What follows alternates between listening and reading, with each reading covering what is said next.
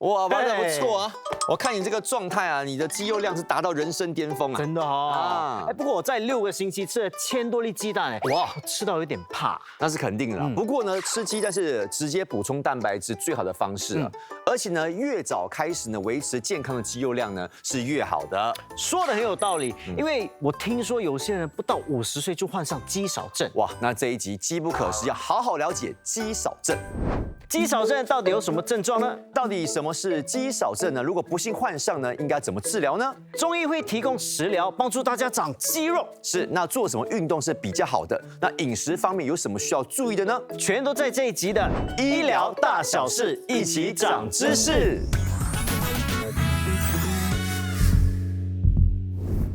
Brother， 我们来说说了，为什么要积极的避免患上肌少症呢 ？OK。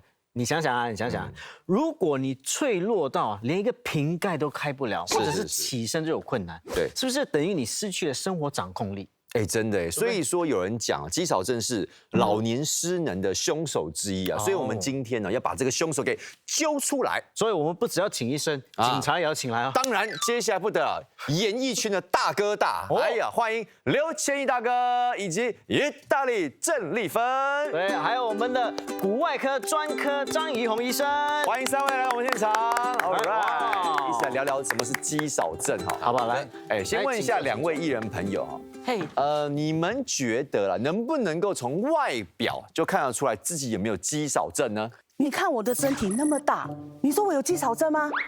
看不出来嘛，所以我也不知道。对，应该是累积了不少。是，你那个肌哦是肌肉的肌啊，还是哪一种？机房的机，哎，脂肪的肌。你看胖到我自己都乱了。对 ，OK， 来，我觉得啊，患上肌少症的人呢，应该会是看起来瘦哈，但是人他有时候也会瘦啊，但他不一定是肌少症，所以我觉得很难看出来。对，哎，张医生，那到底什么是肌少症呢？肌少症呢，主要是肌肉逐渐减少，不只是肌肉减少，我们的肌肉的力量也减少。那么你肌肉减少，再加上你的力量减少呢，就会造成它的功能不能够达到效力。那么这就称为肌少症。这样我应该不会有这个问题，我的肌肉一直很多。哦，是啊。那请问医生哈，那个肌少症啊，通常是从哪一部分的肌肉先减少、先瘦下来？就像我们的皮肤，我们的脸部会皱，全身的皮肤都会皱，所以其实是全身的肌肉都会跟着的衰退。那症状有哪一些啊？要怎么样知道自己有肌少症？我们的肌肉呢，主要呢是来运动我们的这个支架。我们身体是一个支架，那这一个支架呢就有骨头、有关节，还有肌肉。对，肌肉呢就操纵这个骨头来运动我们的手，还有我们的脚。一有了这个肌少症之后，这个肌肉是没有办法来支撑这个支架。就是会第一越来越轻，第二我们的肌肉开始缩水。觉得自己一直没有力，就是你要从坐住要爬起来走路，爬不起来，你觉得没有这个把握，然后你走动的速度越来越慢。你们有这个问题吗？其实当我很胖的时候，我会觉得我要站起来，我就觉得哇，等一下你们先站起来，你们先站，然后我就会很久比较难站起来。可是现在比较灵活了，就是你比较轻了，现在。因为肌肉就比较多了。对，要不然就是体重比较轻，然后他的肌肉就可以支撑他的整个架，对不对？不过刚才千大哥说会体重变轻嘛，那如果变胖呢？变胖代表说肌肉也变多嘛，是这个意思吗？不一定。有时呢，这肌肉被这个脂肪代替了，所以也有这个叫做 sarcopenic obesity， 就是说肥胖不一定是就有肌肉。对，OK。那我直接来问，哪一些人比较容易患上肌少症？主要呢是女性，有年纪，年纪几岁？其实超过50岁以上就慢慢越来越多。超过50岁了，你可以看右边嘛。对，因为这里都还没有超过。就是说比较容易患上肌少症嘛。记忆力比较多一点，但是30岁、40岁的也有。OK。长期住在医院的啦，或者是有某种疾病啦，像糖尿啦，像中过风啦，或者是骨质疏松的病人，也都会有这个比较高，因为他们活动力不是很高。是。对，所以肌肉就越来越没有力。OK。单从外形上啊，怎么看得出那个人是因为瘦下来，还是他有肌少症？当然，从外形这个倒不容易判断得出来，所以我们还是要问这个人，你会不会经常跌倒？走动的速度是不是很慢？你坐住爬得起来吗？需要帮忙你爬起来吗？所以就是他肌肉不够结实的，没有那个力撑着起来。对，我觉得很简单，来问一下医生，有没有一个自我检测的方式？有吗？有啊。哇，那太好了，我们就直接来好不好？来 ，Come on， 好，我们把我们的大拇指跟食指套在一起，好做一个圆圈这样。对然后呢，我们把这个圆圈呢套在我们的小腿，我们非惯用腿的小腿。非惯用腿对。然后你这样套，像我这样我套不住，所以肌少症的几率就比较低一点点。哦，我是有一点小空隙，所以你一点小空隙呢，你就比我的危险性高2倍。那么像他呢就更惨，他有一个很大的空隙，我的手3根手指都可以放进去对，你也太肌少多了吧？症的机会呢，其实是有6倍我们8倍同人对6倍，对所以他有在健身呢。对，所以他要勤劳一点健身。对，我只见上半身，我没有见我的下半身。下一次你要管一下。可不可以说，因为我的手指也比较长，也有可能。可能我的手指也比较短啊，对你看我完全根本就看不到。连千一大哥嘞？后面的拇指有碰到，这边有一点空间，那 OK，这样的危险性很少很少。哇，对，那像 Jeremy 他说有没有可能是手指长、手指短？像意大利就手指比较短。对，有另外一个方法是吗？对，量尺来量啊。用量尺。对，所以你可以帮他量一下。我先量了哈。好，你让我先量完，你再说是不是正常的哈。35.5 我 OK 啊，我 OK 啊 ，OK。好，那医生你要不要帮意大利量？好的，所以差不多是44.5。哇，44.5。想不到你小腿肌如此发达。对，你的小腿比我的手臂还要粗哎。 OK， 35.5跟对44.5对，OK， 这个指数是正常的吗？正常。那么我们亚洲人来讲呢，是分别于男性和女性。 OK， 好，所以男性最少的呢都要有34公分以那上， OK 啦，刚刚好及格，刚刚好及格啦。对，女性呢33以上。哇，我太及格了。其实不一定嘛，因为你看我们的身体有肌肉跟脂肪，对可能因为它脂肪也是蛮多的。对，所以不能够只用这个来断定，还有其他的仪器是可以验出来的。对，叫做 DEXA scan 就能够测量你有多少的肌肉。肌肉量。对，那如果说要确诊，还是要去医院做一个扫描啦，还是要自己有没有肌少症？对，所以大家不要以为肌肉是我们平时去 gym 练出来好看的，当然它对我们人体的运作是非常重要的。是，那你要有肌肉，要有原料啦。因为像我很爱喝牛奶，所以我都喝牛奶补充蛋白质。那也会吃，比如说什么鸡蛋啊、瘦肉啊，都很不错。对，所以补充足够的蛋白质就可以预防肌少症。是的，那我们先休息一下。那广告之后呢，还会有中医师加入我们的讨论。OK， 那我们稍后见。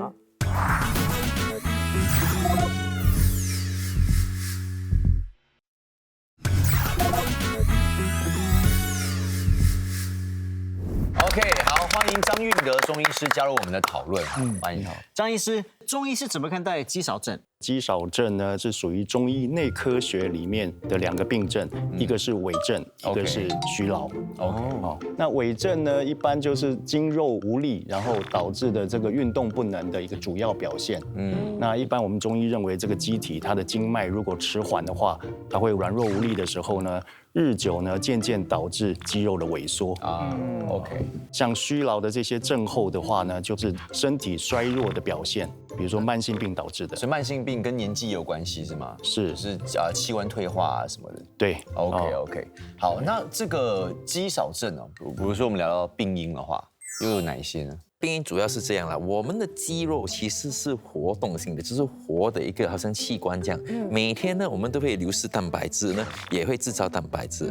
那么流失如果快过制造，就变成肌肉被油脂来代替，就会造成这个肌少症。OK， 那中医的角度又怎么看？中医在这个老年化的过程当中，然后它主要是肾、脾、肝3个脏腑。那肾中精气衰退的过程当中，它会导致肌少症无力的发生。然后再来就是脾胃有3个方面，第一个当然就是你食物摄取量的减少，营养不足。对，然后再来就是营养物质的吸收下降。再过来有类生长激素在胃底分泌，导致肌肉量的减少。哦，内分泌也会导致肌肉量减少。是，了解。那还有什么呢？如果肝中的精气不足的话，然后就会导致我们的筋骨活动不利。因为肾主骨，然后肝主筋，是肾又藏精，然后肝又藏血，所以我们是说肝肾同源，精血互相之间可以滋生转化。了解。哎，那张医生可以吃药治疗的吗？其实是可以。目前呢，我们是有药物可以治疗，哦包括 anabolic steroid 还有 growth hormone 之类。但是目前呢，这些药呢都还没有合格的批准在市场上用，所以一般我们还是不主张用药物。是。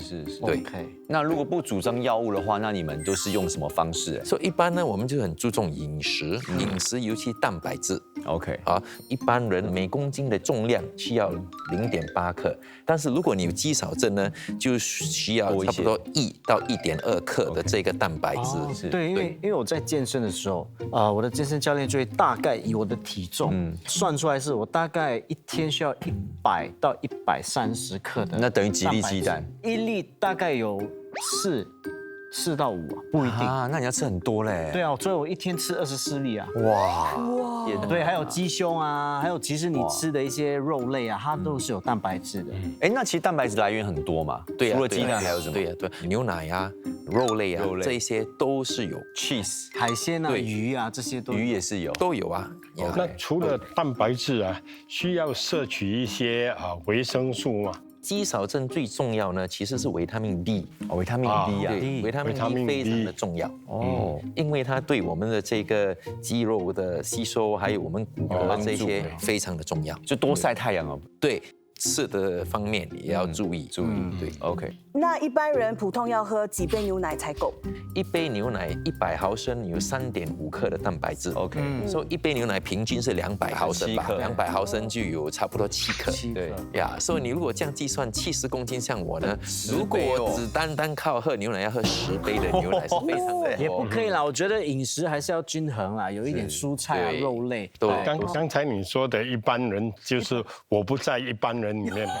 长辈啊就是，老人家是需要喝更多牛奶吗？一天要喝多少分量的？老人家有他特别的问题，为什么呢？因为比如我们有了年纪，牙齿不好，肉类你可能没有办法咀嚼它，所以你就要吃比较软的。那么吃比较软的，经常就没有缺乏这个蛋白质。所以牛奶、鸡蛋其实是非常是很好的这一个蛋是给白质。那些不是一般人吃的啊。你说的一般人，我了解。非一般。哎，那在饮食方面有什么样的要注意的吗？吃原形食物是比较好。什么叫做原形食物呢？就比如好像你要吃猪肉，你吃肉骨茶比你吃午餐肉来得好。不要加工过的啦，对了不要吃那种腊肠就不太好啦。对 OK，对，好像你要吃鱼肉，就比鱼肉会比鱼丸好来。对，它营养价值，除非哈你很懂它它是鱼肉，真的用手打到变鱼啊，那不一样，对，做出来是鱼丸。对不然就三文鱼啊、海鲜类这些都可以。纯鱼肉的鱼丸。对，没错哈。都说了嘛，肌肉不是好看而已，对它是在帮我们运作，对，要有功能。对，所以有什么样的运动才是比较有效的？最重要呢是阻力性的运动，例如什么呢？其实走路也可以啊，爬楼梯啊也可以啊。对 OK 还有做深蹲的动作，那些都是相当好的。有种像 step up 是类似，就是深蹲，就是 step up，就是用楼梯。我觉得用楼梯建议大家看起来很像有点 blur 啊，他也不懂什么是什么，我们要不要示范一下？示范一下，我们可不可以示范一下，然后我们一起来练习感受一下，好不好？来，好，我们新加坡一个好处呢，就是我们到处都是高楼大厦，很多楼梯。是那么这个梯级呢，其实是很好用的一个运动器材。没错那么我们怎么用呢？其实很简单，把脚放在梯级，就是要把这个脚放到完，不好这样放一半，放这样一半很容易跌倒。然后尤其有年纪的人，所以我们把它放到完。然后要注重的呢，就是我们要上的时候呢，不只是要提这个腿，要束我们的臀。束臀提腿这样上去。对，然后再下来，然后再臀上提腿去对，再下来，可能你初开始做的时候，能够做5次、10次，不要气馁，一直做，做到能够做20次，就是说你的力量已经够了，你就可以提高这个难度。怎样提高这个难度呢？我们就找梯级比较高一点点的，比如这样高的梯级，一样把它插到完，好，然后束臀。提腿一样的这样提上来，对，然后一样做20次。如果能够做了20次之后呢，你又可以找一个更加高的梯级，是来做这个动作。这样我有问题，膝盖不好的人做了会不会很伤害膝盖？做这个呢要很小心，主要呢要专心束臀。如果你不束臀，一直用提腿来做，就会伤到你的膝盖。所以你要用臀的力也是，一定要用对的部位啦。对，你用错了部位，膝盖就会没错。对，就没。不过这个运动真的是很方便，对不对？只要有梯级的地方都可以做。没错。所以大家不妨天天的去锻炼一下你的这个下半身，对，好不好？不过我想问你，我们在这 exercise 那中医师跑去哪里？哎呦，我跟你讲，中医不得了，还有食疗的方法，听说对肌少症也很有帮助。OK， 我们来看一下，好不好？马上去试试，品尝一下，来。好，四神汤健脾开胃、固涩，然后让我们的肠还有肾、脾肾能够有一个好的代谢，感觉也蛮利尿的哈。对，我们有2个穴位，一个穴位就是在手上，就是合谷穴，面口合谷收，它也是4种穴其中之一哈。比如说牙痛啊，都可以。对。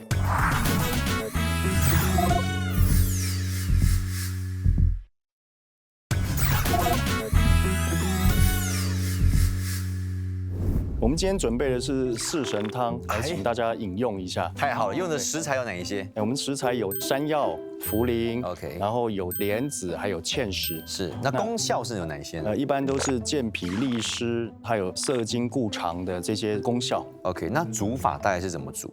一般我们就是把药材浸泡个1到2个小时 ，OK， 让这个水分能够渗透到药材里面 ，OK， 然后我们再加入适量的水，跟排骨也都可以，用鸡肉也都可以，它只是增加这个风味 ，OK， 对，然后再做1个小时的煮沸的动作，对，小火就可以。小火要慢慢炖啦。对，那我们来品尝一下好不好？好啊，就这个四神汤哈。其实医师这个也不需要加什么调味，你可以加适当的盐哈，反正以平和为主，对，就是看自己个人口味啊，那尽量就是以清淡，对，味道如何？非常好，我觉得可不可以当白开水那样喝？如果说水加的够多的时候，就当可以养料一整天。对，它就是一个汤是对的。1个星期可以喝几次？1到2次，因为我们还是就足够。它就有一个健脾开胃、固涩，然后让我们的肠还有肾、脾肾能够有一个好的代谢，感觉也蛮利尿的哈。对，它会。那如果说这个芡实比较难买，也是可以用别的食材吗？对，我们就可以用一般的薏仁、薏米来取代。可是我很好奇，为什么四神汤叫四神？对，这个是有一个典故的，就是清朝的时候，然后乾隆下江南，这个四神呢，其实是当时乾隆他的4个臣子生了病，然后他就请这个御医开了一个这个所谓的4味药，那就是代表4个臣子。然后为什么变成四神呢？因为在闽南部分、福建话的部分，细行。同音，对，就是谐音啦，谐音，对，了解哈。OK， 那今天还有带来3种中药，对不对？这中药有什么功效呢？像第1味这个肉苁蓉，它就是补肾阳，然后益精血的。还有一个很重要，我们老人家容易便秘的，所谓气虚血虚、精血不够的这个便秘的时候，我们就可以用这个润肠通便的效果。OK， 所以这个也蛮适合老人家这个有手脚冰冷的。然后。这个呢，就是针对肺脾气虚的脾胃的消化功能不好的时候，我们就做一个补气的动作补中气。黄芪，对，这是属于黄芪。那再过来介绍这个，就是我们一般针对这个肝血虚的时候，所以它有补血活血的当归，然后调经止痛当然。它也有这个润肠的效果，也是蛮适合老人家去做一个。这3个都是补药，所以相对来讲会比较温燥一点就是不要有热气的部分。最好在使用中药或药膳前都可以征询专业有执照的中医师。是，当然还是要听取这个医师的建议啊，不要是随便自己乱抓药那很重要。OK， 那我们在家里煲汤的时候也可以放一点吗？是放一点点，它就是像 nutrition supplement 保健品的，对，药膳、药食同用的。那尽量就是不要以燥热为原则，就是如果吃了有热气啊，比如说口干舌燥，就要停。对。OK，好。那除了食疗，有没有什么穴位是可以帮助肌少症的？我们有2个穴位，一个穴位就是在手上，就是合谷穴，就是把大家的大拇指伸出来，然后这个指尖横纹的地方对到虎口的交汇处，然后我们把它按下去，对，有一个这个酸胀感，对这个就是我们手阳明大肠经的合谷。哎，这合谷穴哦，其实很多病痛都很适合按压。他们说合谷穴治百病。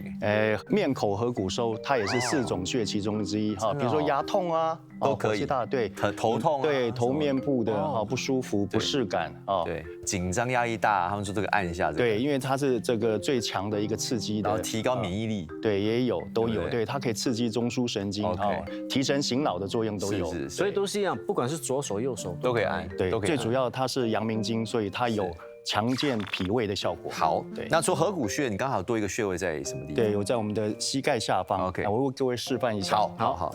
膝盖下方的话，那个穴位的名称叫做什么呢？足三里。足三里，对，是一个蛮常见的穴位。对，它是在我们的膝盖髌骨外侧这个凹陷外膝眼的部位下4横指，也就是3寸的部位，然后胫骨前肌外1寸1横指的地方，1横指的地方，那你按下去会有一个酸胀的感觉。那平常比如说你可以拿支笔，然后我们把它用钝头的地方把它稍微按一下，这个也就是肚腹3里流，然后它也是4种穴的很大的一个穴位。所以你看，比如说我们在看电视，也不要浪费那个时间，对，边看边按压，边做保健，它是一个强壮保健的药穴。OK， 那除了这个穴位按摩，还有什么运动你觉得是不错的？一般我们传统的中医功法，这属于太极啊、8段锦啊这些，对，甚至你蹲马步。锻炼一下我们下盘的肌肉，都是很好的选择。对，我们中医叫蹲马步啦，那我们一般上叫深蹲。对，称呼不同，动作大同小异。其实了解了。好的，那谢谢张医师跟我们分享这些运动。那其实很多人会觉得说，哎呀，要避免肌少症，是不是要做很激烈的？也不用啊。对啊，你看做一些什么太极啊，还是做像刚张医生有分享 step up exercise， 其实都很适合的哈。没错。那其实像肌少症会让我们变得没有力，然后失去一些生活的掌控力，其实也蛮无奈。所以我们要正视这个问题，积极的预防。没错，所以只要运动，还要摄取足够的蛋白质，我们就可以一起长肌肉啦。没错，好，这边要谢谢我们2位啊，张医生以及张医师，谢谢2位，谢谢，以及千大哥，还有 Michelle 意大利。